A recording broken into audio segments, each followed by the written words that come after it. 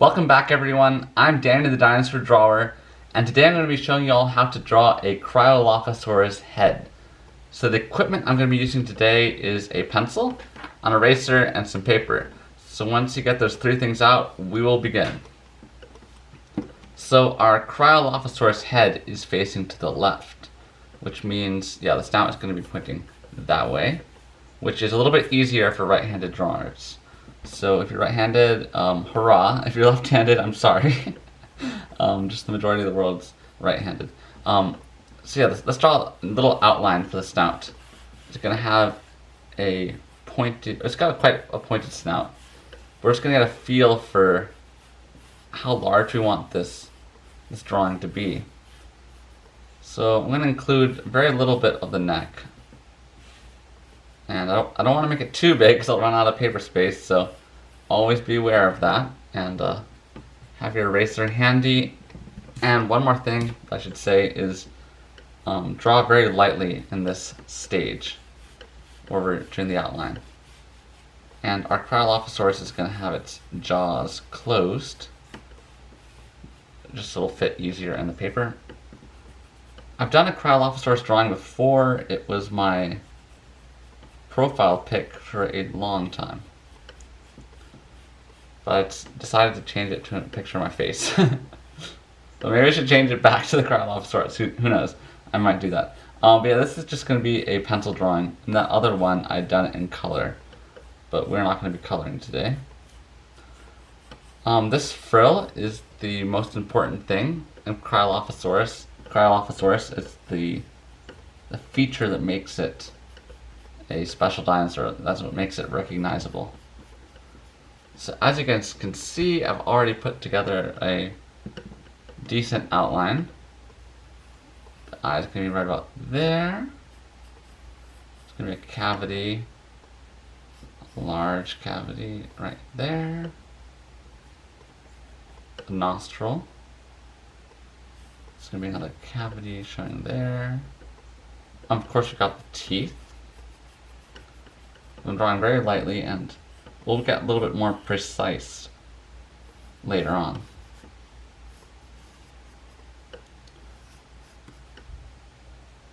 And there's going to be some spikes there. So guys, I think we are finished with our outline. And once you've finished with your outline, you might want to get out your shading set. I did happen to get a set of shading pencils. I got a few of them here. This is not all of them. But one of my favorite ones to use is probably the 2B pencil. It's a little bit darker, a little bit softer. But any pencil will work, as I've said earlier. And most school pencils, I think, are like HB or something, which is just in the middle ground. Like, I got a school pencil here. It says HB right there. So these are both HB and standard pencil. But for the darker tones and everything, I do like to use a 2B, which is a little bit softer, a little bit darker. So I'm going to start at the front of the snout, and we're going to work our way back. And I've been a little bit messy with my outlines, so you guys will have to forgive me. Just gotta get some of this stuff out of the way. So let's put in the nostril, which is like an upside down teardrop. And around the nostril we're going to put some scales.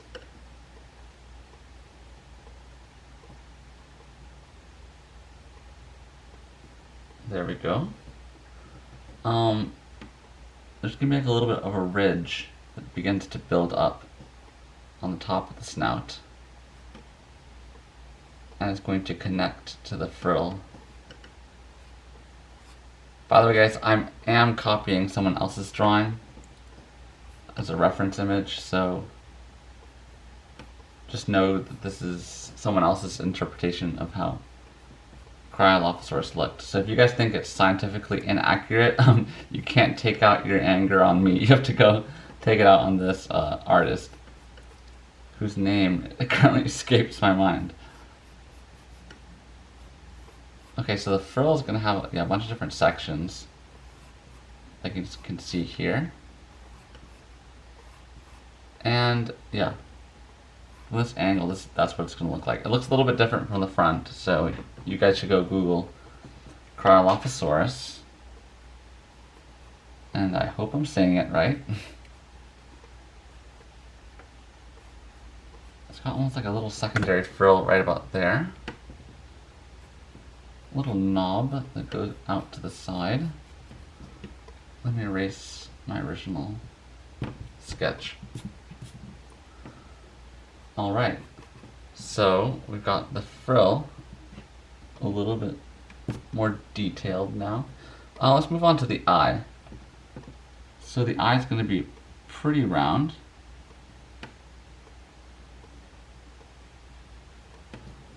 There you go. I'll let you guys draw the eye without my hand getting in the way. Then we'll put some little scales around the eye. Make these scales quite small. I know a lot of people when they're beginning, like when they're beginner dinosaur drawers, they usually draw really big scales around the eyes.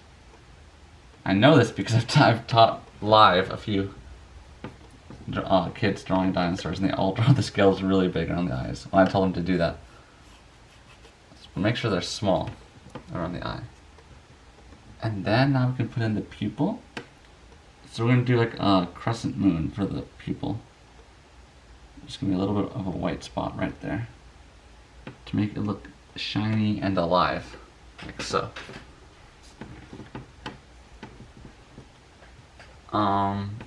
Let's next begin putting these larger scales. So these scales you can make a little bit bigger. They're more like studs almost. They're like more armored. And these will go around the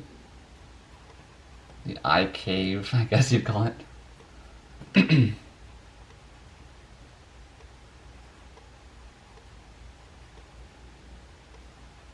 Okay, looking pretty good.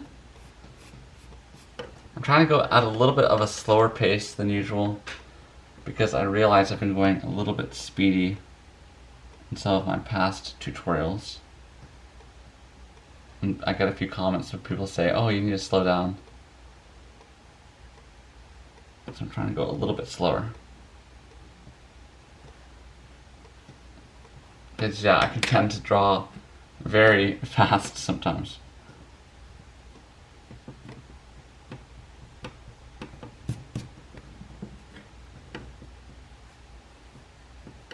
Okay.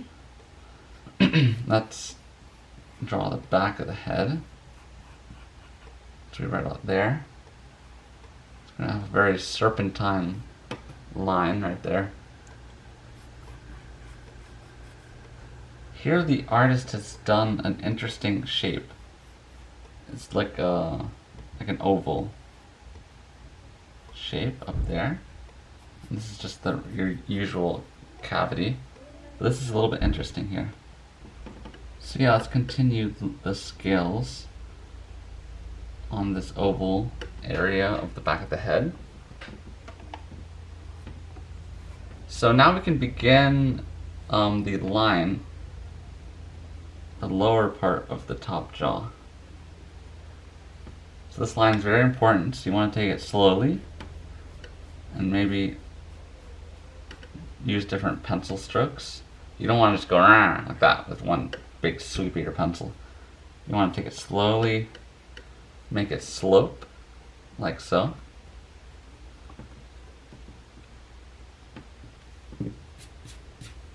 Alright, that looks pretty good. I might want to have it slope a little bit more in this section. So guys, don't be afraid to erase at all. Like, erasing is a fundamental part of drawing. It's a whole art of erasing. Yeah, let's go ahead and do the teeth. I think that'll be the best next move. So Cryolophosaurus had, you know, regular dinosaur teeth, similar to like Allosaurus.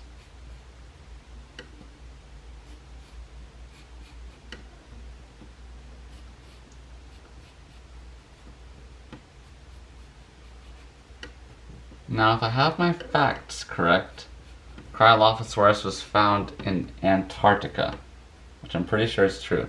So that is really crazy. It makes Cryolophosaurus, a very interesting dinosaur. So don't make all the teeth the same size. That's another temptation that I see especially younger artists do. They make all the teeth usually really big and kind of triangular, but you want to make them sort of like a little bit longer and thinner than you'd think. They're not shark teeth at all. And here they get smaller until they fade away. And we're just drawing the top teeth because the bottom teeth will all be covered, because this dinosaur had a bite that went, the top teeth like overlapped the bottom, or went over them. Sorry, like that. This would be like a crocodile. This is Cryolophosaurus. Okay, so let's make the line for the bottom jaw. It's got a regular sized bottom jaw. I may want to erase a little bit here, just because I think the snout, or this part of the bottom jaw, gets a little bit narrower. Anytime you make the bottom jaw too thick, it starts looking like a T-Rex. Like I always make my dinosaurs end up looking like a T-Rex when I do that, even if it's like a velociraptor. Okay, so I'm making my lines really precise today, taking my time. Now it's gonna have some of that like lizard skin hanging down, which always makes dinosaurs look a little bit more reptilian. And that will continue to the neck. And as I said earlier, we're not going to pay too much attention to the neck. It will be there, but it's not going to be our main focus. But while we're here, let's go ahead and draw the spikes on the top of the neck. Make sure this line looks good. Okay, so let's draw the first spike. These spikes are going to look pretty much like the teeth. Maybe a little bit larger. So yeah, let's just put like 5 in. That's probably good enough. Now we can add some more refinements and little details here and there.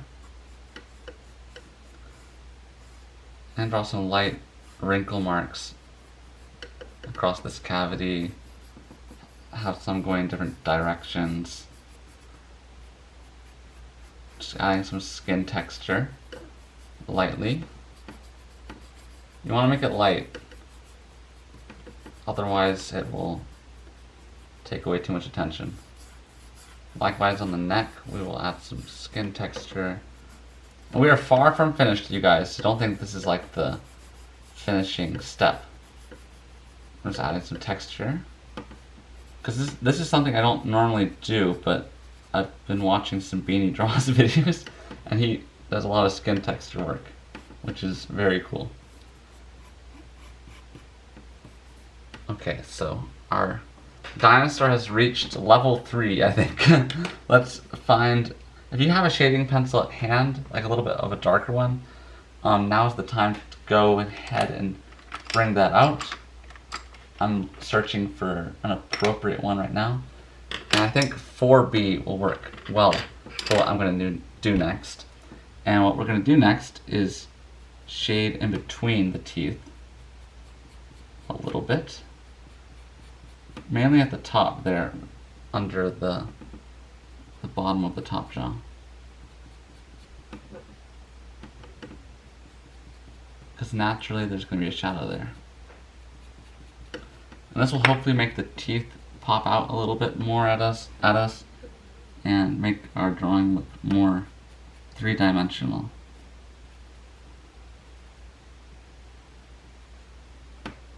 Alright. I might want to make this line a little bit darker as well, along with this line here.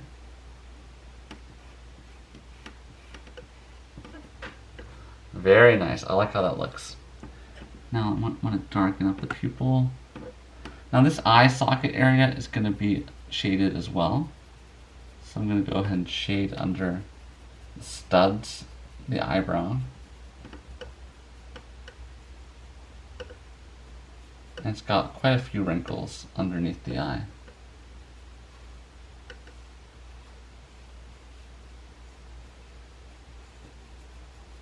So that looks pretty good.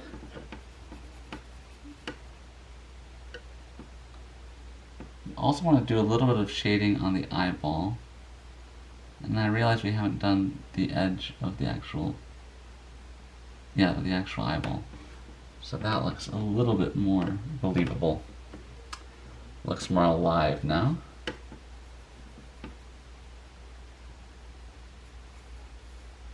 Draw a little bit of a crack there in the upper jaw. Add some light shading right here.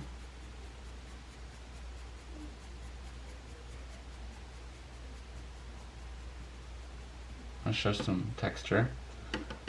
Then there's like another little line that follows here. At this point I'm copying the artist, so I can't explain why this line is here. But it might be like some sort of wrinkle or just like a feature.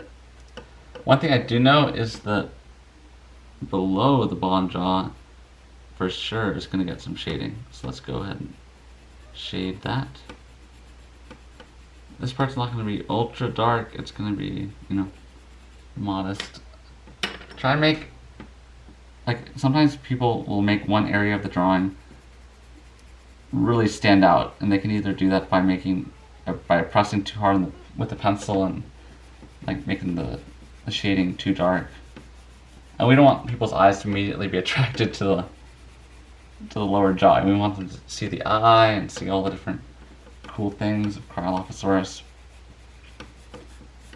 Of course, we are going to put in some patterns and some more scales, which will capture the viewer's attention.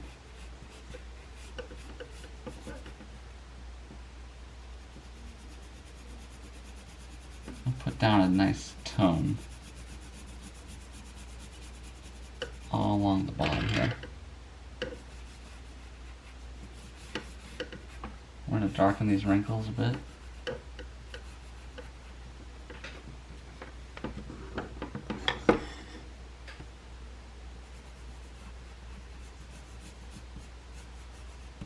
Okay, I'm liking how it looks. I'm going to have this midline. It's like a vein.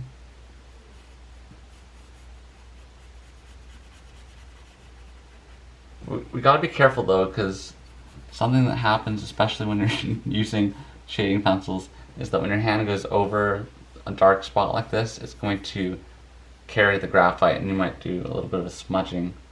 But that's totally not the end of the world, so we're going to be totally fine with that.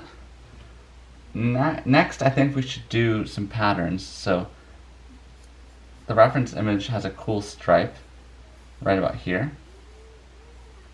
And then it has another stripe up here.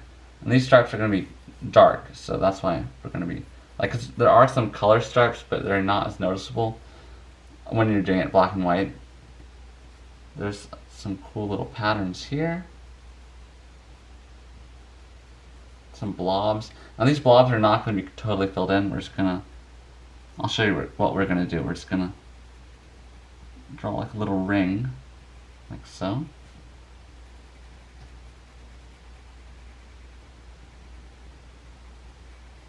This is all part of the skin pattern.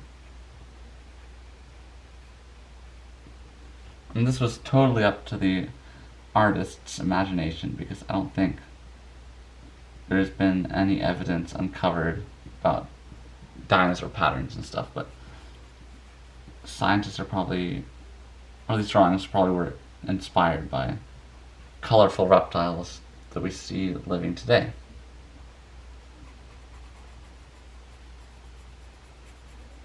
Alright, let's go ahead and color this guy, or this stripe, in. So now, as I said earlier, we can spread the contrast so we're not just immediately attracted to that dark spot there. It's looking good, you guys. Hope yours is looking good as well. Next we're going to do this stripe up here, which is going to be very important because it's going to lead the viewer's eye to the crest, which is the little pinnacle of Cryolophosaurus. Beautiful, nice, dark line. I like how that looks. I want to make it look a little bit more organic, so I might put in some shading here in the cavity.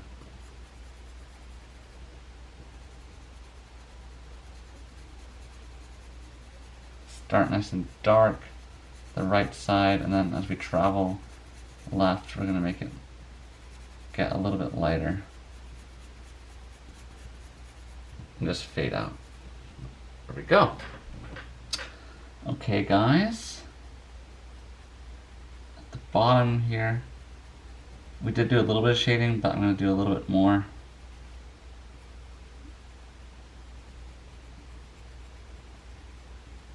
Make it a little bit more dense.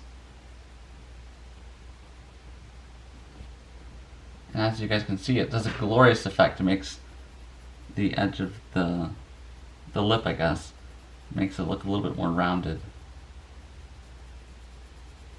Oh, this is such a good drawing. Wow. Beautiful. Okay, so the bottom jaw is looking pretty plain, but don't worry about it. We will get there pretty soon. I'm going to add some shading to the bottom regions of this eye socket. Now the crest is going to have two stripes that travel across it.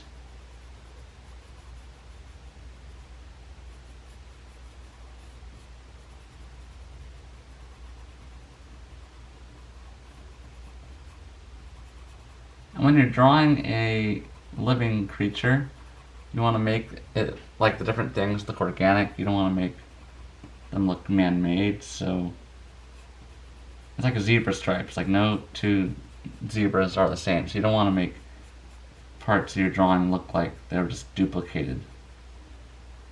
And you might say, oh, these look duplicated, but as you guys can see, they're all a little bit different than each other, so that makes it look more natural.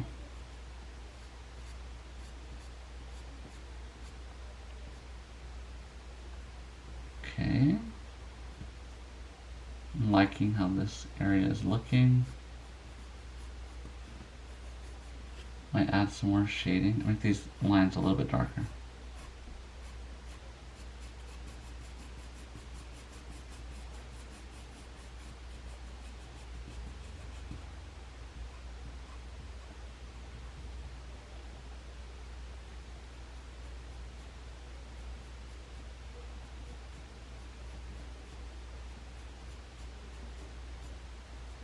Okay, so I think that's pretty good for the crest. We got this weird oval area again. It's got some lines going through it.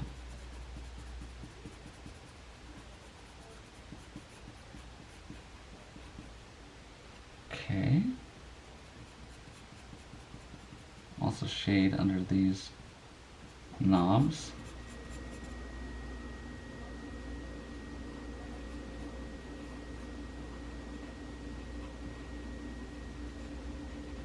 Add some more wrinkles. A little bit of these wrinkles will be a little bit deeper. You know, by the time I finish with this drawing, I'm gonna sell it for millions or something. I don't know. It's so good.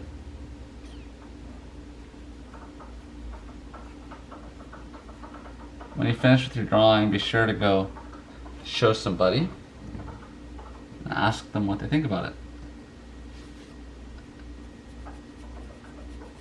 In my family, my mom especially, she's my toughest critic. You know, she'll always find some place where I can improve, which I appreciate. So it's important to have some honest feedback about your artwork.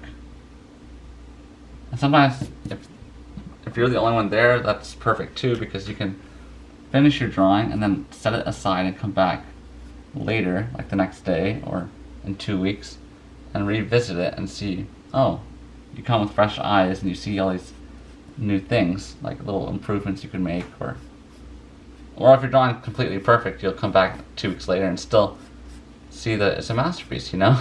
So, but that's, yeah, just an important part of drawing.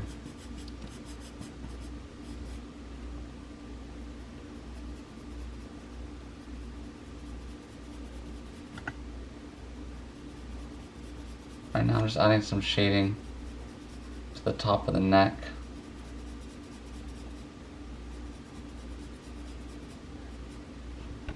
And we'll do the same at the bottom. That way we create like a highlight area in the middle there that'll make this look more rounded.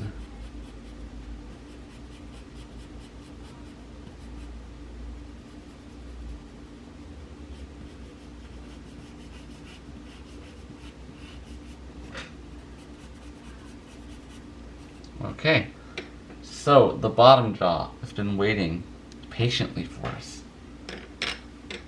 And I'm afraid we don't have much to offer the bottom jaw in the way of, you know, like texture and stripes, but we can add scales. So that's what we're gonna do. We're gonna add these scales, and don't make them too dark, but you wanna make sure people can see them. So I'm gonna start along this line. And as you guys can see, these scales are not completely round. They're a little bit more box shaped. And they sort of like interconnect with each other. Now scales take a lot of patience, but as you guys have heard me say, or if you're new, I'll say this a lot in my videos. What do I say? I just forgot. They're totally worth it. I think that's what I usually say in my videos. That make the drawing look more realistic, and then you will find that when you show it to your friends and stuff, they'll say, wow, how long did that take you to do? Because the scales, there's so many of them, usually, that it looks like, oh wow, that person really took time in this drawing. Which is usually true, but yeah. So, hard work pays off, basically, you guys.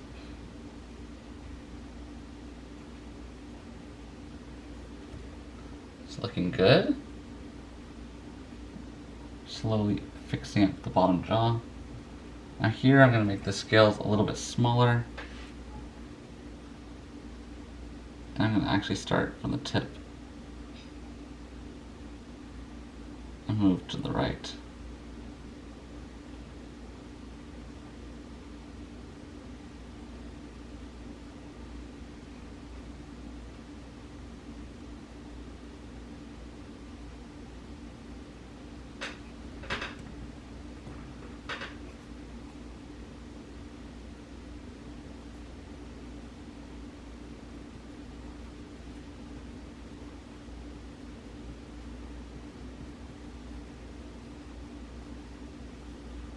I might want to make this line a little bit darker.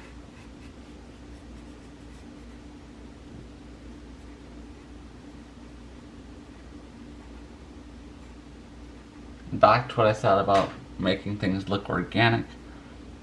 Feel free to change things up a bit. Don't make all the scales look identical.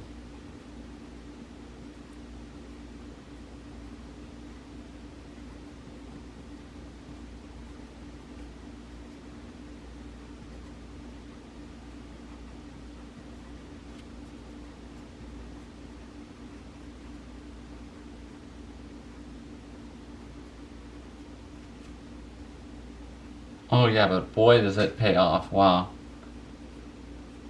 This is amazing. Okay, so I'll let you guys take a look at that.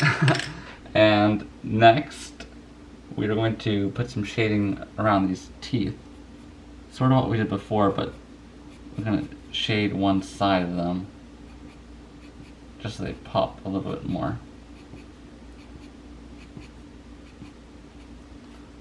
I like how that looks. You can add a little bit of, you know, different textures on the teeth. You don't want to do too much though.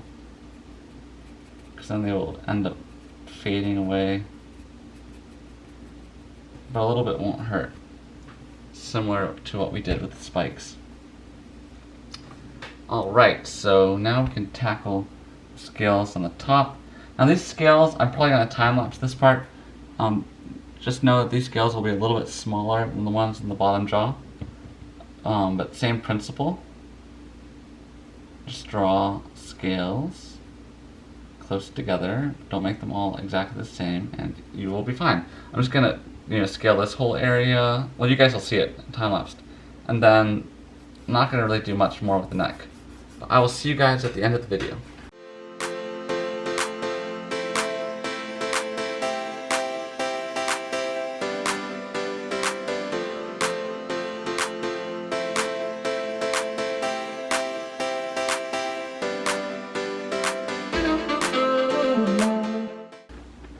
Alright guys, I think our drawing is looking pretty much complete. There's always a few things you can do to improve it, of course. So you guys could add scales along the neck, that's just one option. You could add more shading. Look at all these lines. When you think about it, it looks really good from far off, but from up close you can see some of the sloppiness on this drawing. So I could definitely spend like another, probably like 3 hours on this drawing, but it looks really good. And I forget who it was, like Rembrandt or someone said that they always stop the drawing when they knew it was complete. So there's a certain point where you're like, oh yep, that's all I want the drawing to look like. I want it, it's reached the point of where I want it to, how I want it to look, you know. So I think this drawing has reached that point pretty much. So the one thing I'm going to do now is, the last thing I'm going to do is sign my drawing. Right here in the corner. I'm going to put the date. It's 9/30/21. So yeah guys, if you have enjoyed this video, be sure to leave it a big thumbs up. Subscribe if you're new to the channel. Turn on the notifications bell, which is very important. And I will see you guys in the next video. Be sure to comment below what you think I should draw next. Thank you guys so much for watching.